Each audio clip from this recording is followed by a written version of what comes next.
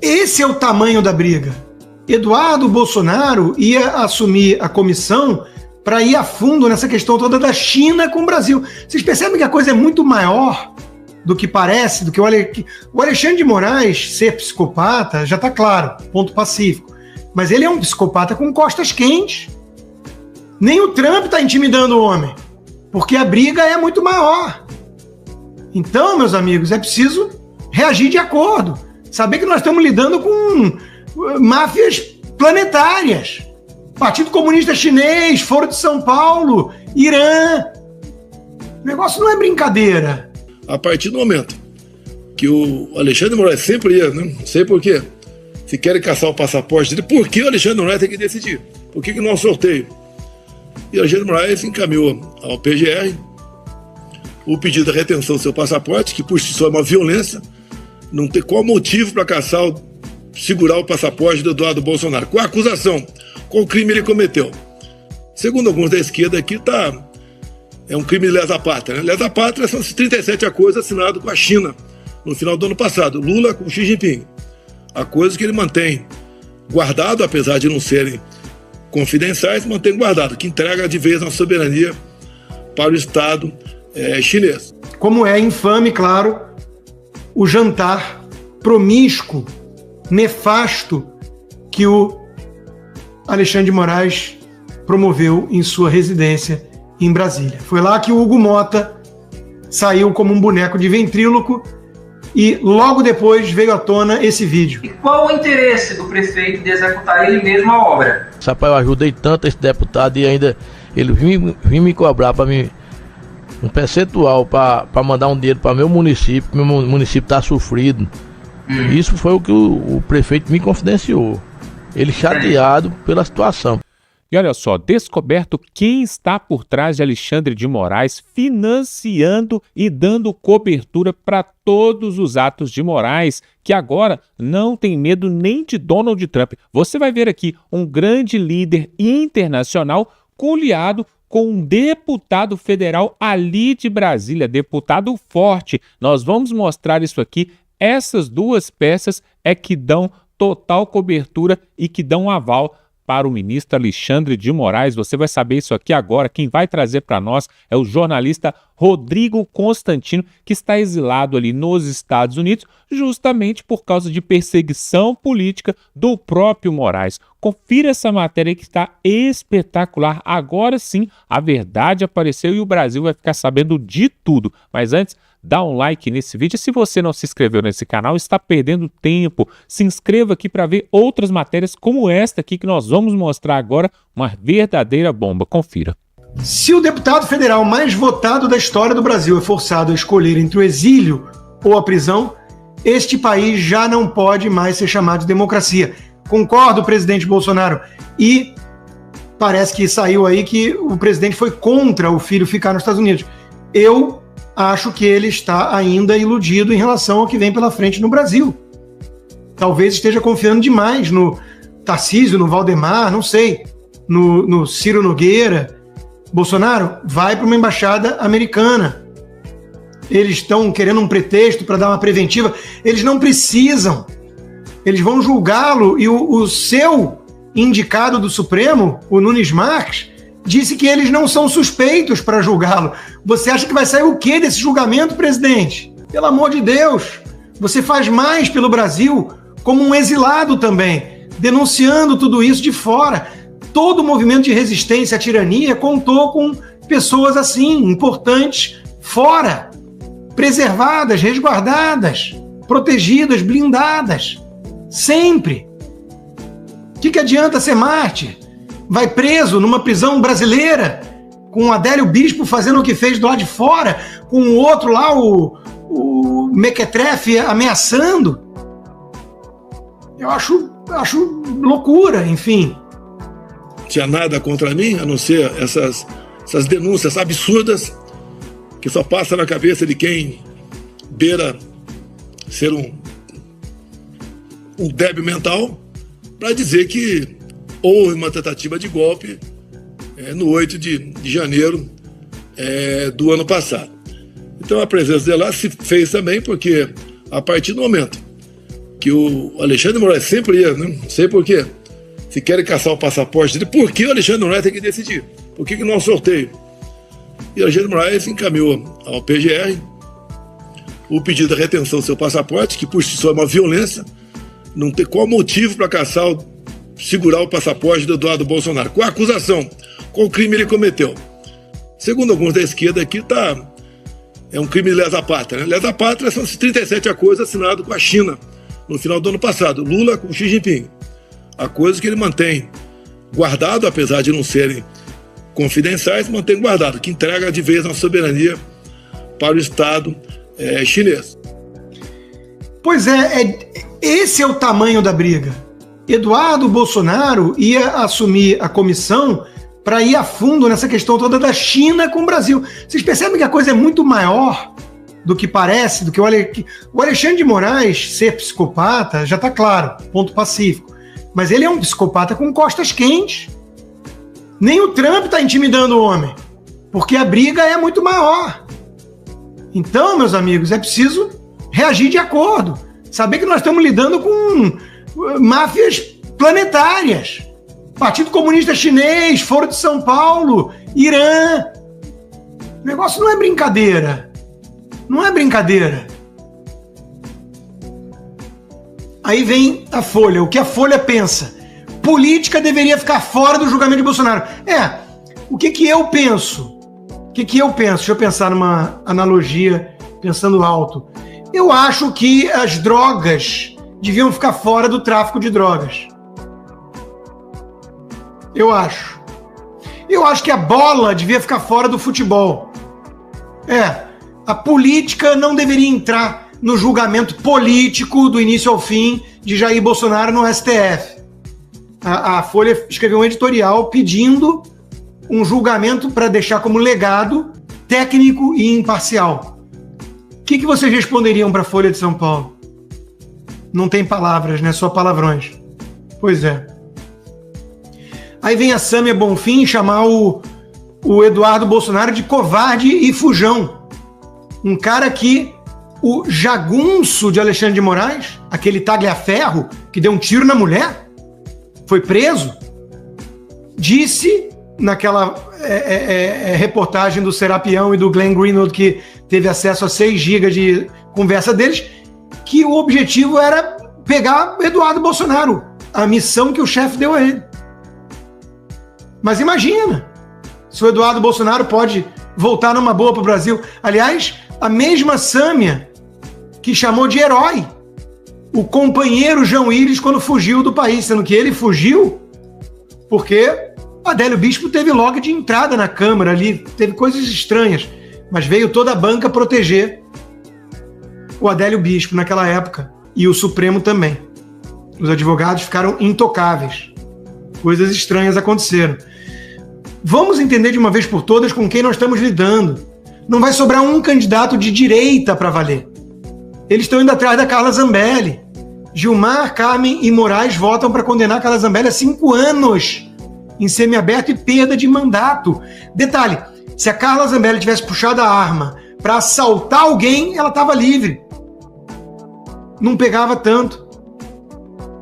Ela foi provocada por um sujeito muito maior do que ela, que depois virou na mídia jovem negro, que a mídia é podre nessas narrativas, e ela agiu de forma intempestiva, não conseguiu se controlar, na véspera da eleição, prejudicou o Bolsonaro, e tá aí, vão perseguir 1 a 1.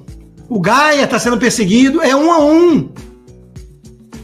Que parte de comunismo no poder vocês não entenderam ainda no Brasil? Porque tá ficando difícil explicar. Aí eu entro com uma petição no STF solicitando que o Alexandre de Moraes libere minhas contas bancárias, os meus recursos, o meu dinheiro, que não é pouca coisa, pro meu padrão, pro Alexandre de Moraes, pode ser troco, ele usa no pulso dele o que eu tenho ali. Mas foram meses de trabalho.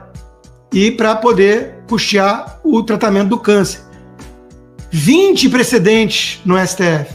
Traficantes que tiveram acesso aos recursos para cuidar de doença. que acontece 2 dias depois? A Globo News coloca que a Polícia Federal informou ao STF que o X permitia que fosse repassado dinheiro, inclusive em criptomoedas, para perfis bloqueados como o de Alan dos Santos e Rodrigo Constantino. Me coloca do lado do Alan dos Santos, que é muito mais tóxico para o STF. Estavam me deixando em paz um pouco, só porque eu entrei com esse recurso, com essa petição. Ninguém pode achar que é coincidência a essa altura. Eu nunca lidei com criptomoedas, uma pena, porque eu era um libertário, na época que começou essa história de Bitcoin, eu estaria rico hoje, né? Mas, de novo, eu faço minhas lives aqui. Se o X permite que alguém veja no Brasil sem VPN, o que eu tenho a ver com isso? Eu sou um cidadão americano com uma conta americana fazendo live para os Estados Unidos.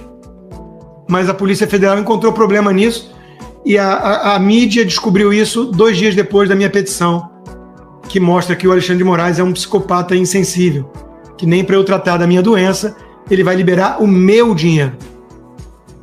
Batedor de carteira, sociopata. É isso que ele é. Aí vem o Estadão, que dá uma no cravo, uma na ferradura, né? O 6º aniversário do inquérito sem fim. É esse que eu faço parte. Não o Janones, eu. Sendo que eu denunciei em 2019, um dos primeiros brasileiros a denunciar o inquérito do fim do mundo em cortes internacionais. Alguns anos depois eu fui arrastado como réu por uma coletânea de tweets que corre sob sigilo. Detalhe, o Estadão, nesse editorial crítico ao STF, em vários parágrafos, admite a legalidade e legitimidade da abertura do inquérito, com base num artigo 43 do Regimento Interno que permite investigar ataque, um crime, uma ameaça dentro das dependências do Supremo. O Estadão é parte do problema, repito. Pode juntar 10 empresários, alguns acham que são liberais, inclusive, para dar 200 milhões para salvar o Estadão da dívida, né, que estava quebrado, achando que o Estadão é melhor que a Folha. Mas o Estadão é infame. É um veículo infame. Como é infame, claro, o jantar promíscuo, nefasto, que o Alexandre de Moraes promoveu em sua residência em Brasília. Foi lá que o Hugo Mota saiu como um boneco de ventríloco e logo depois veio à tona esse vídeo. E qual o interesse do prefeito de executar ele mesmo a obra? Eu acho que já com entendimento, Excelência, do acerto feito com o deputado federal Hugo Mota, já que a emenda era do deputado. Certo. Né? O senhor saberia dizer que acerto seria esse? Se o prefeito repassaria algum valor para o deputado? Segundo Nael me confidenciou que seria 10% que o deputado federal tinha cobrado para poder mandar essa emenda para ser executada essa obra. Certo. Essa obra de valor de 784 mil e alguma coisa, 10% disso dá 78 mil. É isso? Correto. Ele até ficou chateado, Nael, porque disse que era uma obra que estava com os preços muito apertados, já que esse recurso vinha por meio da Caixa Econômica. Ele disse: rapaz, eu ajudei tanto esse deputado e ainda ele vinha me cobrar para mim um percentual para mandar um dinheiro para meu município está sofrido. Isso foi o que o prefeito me confidenciou. Ele chateado pela situação. É chantagem clara, né? Chantagem clara. Então, de novo, né? Estamos diante do crime organizado no poder. Crime organizado no poder. Quem não entendeu isso ainda, não entendeu muita coisa, né? Pois é, e diante de toda essa situação, agora surge um fato novo, um fato interessante que está acontecendo ali em Brasília. Por quê? Os deputados, né, os senadores, inclusive o Hugo Mota, que é presidente da Câmara dos Deputados, que foi citado aqui nesse vídeo, colocou agora o judiciário entre a cruz e o punhal. Você vai ver agora, ministro do Supremo Tribunal está diante de uma situação perigosíssima, que ele precisa tomar uma decisão. E aí, vai dobrar a aposta ou vai recuar? Veja agora, o Deltan Dallagnol, aquele mesmo da Operação Lava Jato, que prendeu o Lula, vai mostrar isso aqui para nós sobre essa situação dificílima para um ministro do Supremo. Confira. Caiu uma nova bomba no colo de Moraes que colocou ele entre a cruz e a espada. E agora eu vou te mostrar 3 coisas. Primeiro, que bomba que é essa, Deltan? Segundo, quais são as 2 opções de Alexandre de Moraes no meio dessa crise? E em terceiro lugar, qual é o meu palpite sobre o que o Moraes vai fazer, isso com base em uma experiência pessoal minha com Moraes. Deltan, como assim experiência pessoal sua com Moraes? Eu vou contar pra você. Bora então direto ao primeiro ponto com essa coluna aqui que saiu na Malu Gaspar, no jornal O Globo. Oposição vê Alexandre de Moraes entre a cruz e a espada na crise do IOF. É o seguinte, gente. O PSOL entrou primeiro com uma ação no Supremo Tribunal Federal contra a derrubada pelo Congresso da alta do IOF que foi o governo que fez. O governo aumentou o imposto, aí o Congresso foi lá e derrubou. E essa foi a maior derrota do governo Lula nesses 2 anos e 7 meses de Lula 3. Foi uma verdadeira humilhação. Aí depois a ação do PSOL para tentar derrubar o veto do Congresso ao aumento do IOF, Lula decidiu que a AGU também deveria entrar com uma ação no Supremo para derrubar a votação do Congresso. Mas é claro, né? O Lula fez isso depois de ele consultar informalmente os ministros do STF, é claro, que disseram na imprensa que se Lula entrasse com a ação, ele ganharia no Supremo. Para surpresa de absolutamente ninguém, né? O caso caiu por sorteio com o ministro Gilmar Mendes, mas ele jogou a bola para o Alexandre de Moraes, dizendo que ele já estava relatando, o Alexandre de Moraes já estava relatando um outro processo sobre o mesmo assunto que tinha sido movido pelo PL. Vejam, gente, que no Brasil quem decide tudo é o Alexandre de Moraes. A novidade é quando ele não decide alguma coisa. Pois bem, isso colocou o Alexandre de Moraes mais uma vez em uma situação delicada, porque ele já é alvo de vários ataques de várias frentes diferentes. Bora ver aqui o que diz a matéria. Senadores que fazem oposição ao governo Lula veem Moraes numa situação delicada na resolução do impasse. Por um lado, se o ministro atender o Palácio do Planalto e suspender a decisão do Congresso ou dos parlamentares, a decisão será interpretada como uma declaração de guerra ao Congresso e arrastará o Supremo para o centro da crise. Por outro lado, se negar o pedido do governo Lula, o ministro vai frustrar o Planalto e isolar ainda mais o presidente da República, que amargou a maior derrota do seu 3º mandato com a suspensão do decreto. Isso me leva ao segundo ponto meu aqui. Quais são as 2 opções de Alexandre de Moraes? Olha, são essas. Primeiro, ele pode atender Lula e declarar guerra ao Congresso. Ou então, segunda opção, não atender Lula e deixar Lula isolado, o que significaria o fim do governo, porque Lula só tem o STF hoje para governar, ele não tem mais o Congresso. Você consegue perceber como a escolha é difícil para Alexandre de Moraes? A escolha é entre arranjar uma briga com o governo ou então arranjar uma briga com o Congresso, quando Alexandre de Moraes já tem uma grande guerra contra toda a direita. Ele está então entre a cruz e a espada.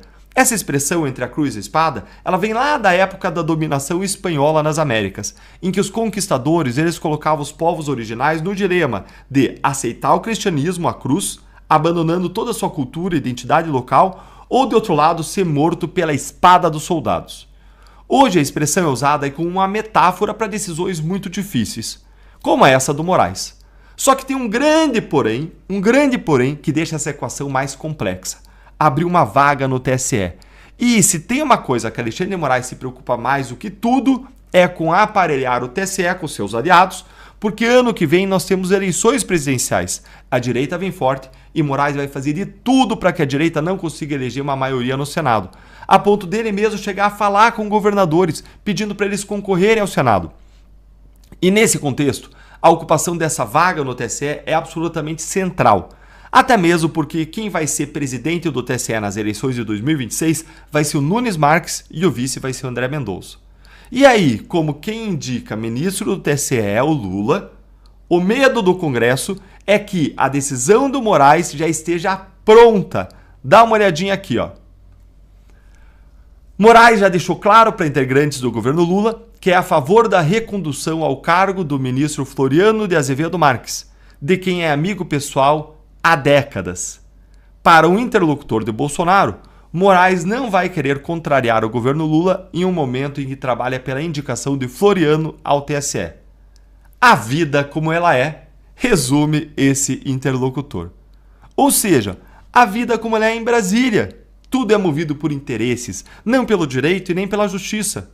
Afinal de contas, se fosse o direito que mandasse, o Congresso ganharia essa briga sobre o IOF, porque o IOF ele não pode ser aumentado como um instrumento de arrecadação, como o governo está fazendo.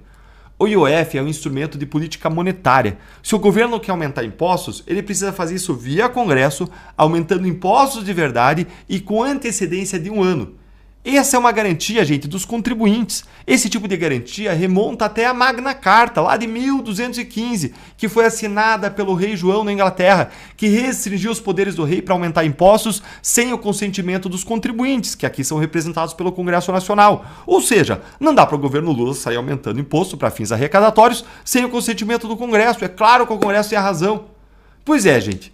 Indo aqui para o meu terceiro ponto, sobre a lição da minha experiência pessoal com Moraes, que se aplica aqui nesse caso. Vocês lembram da minha cassação? Naquela mesma época, havia 2 cadeiras abertas, 2 vagas em aberto no TSE, e Moraes queria indicar o Floriano Marques e o André Ramos Tavares, 2 amigos pessoais dele. A imprensa noticiou várias vezes que o Moraes estava buscando uma agenda com Lula e nunca era atendido. Aí, me cassaram. E depois da minha cassação no TSE, na semana seguinte, Moraes almoçou com Lula e no fim do almoço, Lula nomeou os 2 indicados por Moraes. Olha, os comentários e as conclusões sobre isso eu deixo com vocês. É realmente a vida como ela é. Pois é, pessoal, desde o início a gente já falava por aqui que alguns organismos e algumas pessoas fortes, influentes deste país e de outros países poderia sim estar influenciando e financiando, dando o aval para alguns atos ali, né, arbitrários, alguns atos de excesso de judicialismo ali em Brasília. E agora está aí, né, pessoal, essa situação toda envolvendo o governo chinês, que de acordo com Jair Bolsonaro, foi assinado mais de 37 acordos com esse desgoverno que nós temos hoje, com a China, entregando de mão beijada o nosso país, as nossas riquezas, e tudo isso um dia, se a direita conseguir voltar, né, ao poder aqui no Brasil, vai ter que ser revogado, vai ter que ser retratado, porque nós não podemos entregar tanta riqueza do nosso país assim nas mãos dos chineses. E outra, agora essa situação aí desse jantar de Hugo Mota ali com o Moraes e com outras autoridades ali em Brasília, negociando e colocando também na mesa as decisões mais importantes ali de Brasília. E aí a pergunta que fica aqui, eu quero que você coloque aqui nos comentários: você confia em Hugo Mota e em Davi Alcolumbre? Nós estivemos ali na Avenida Paulista, né, na última manifestação com Jair Bolsonaro, e num determinado momento, Silas Malafaia, ele cita o nome de Davi Alcolumbre e também o nome de Hugo Mota. A vaia foi calorosa e foi grandiosa para os dois, mostrando que o povo brasileiro está indignado com a liderança do Senado e com a liderança da Câmara dos Deputados. É claro, pessoal, ninguém faz nada sozinho neste mundo, nem nesse país. Então, se tem alguém cometendo um ativismo judiciário, se tem alguém como um ditador, é porque tem outras pessoas sustentando esse sistema. Um deles, por exemplo, pode ser o Michel Temer, que foi o próprio que nomeou, né, e chamou ali, convocou o próprio Moraes para o Supremo Tribunal. Mas também nós temos outras figuras ali, também em Brasília, que sustentam ali, que dão sustentação para tudo isso que tem acontecido ali. Na verdade, é um jogo de interesses, são vários interesses, né? O governo Lula tem o interesse dele, o Congresso tem o interesse de se manter no poder e o Judiciário quer mandar mais do que todo mundo.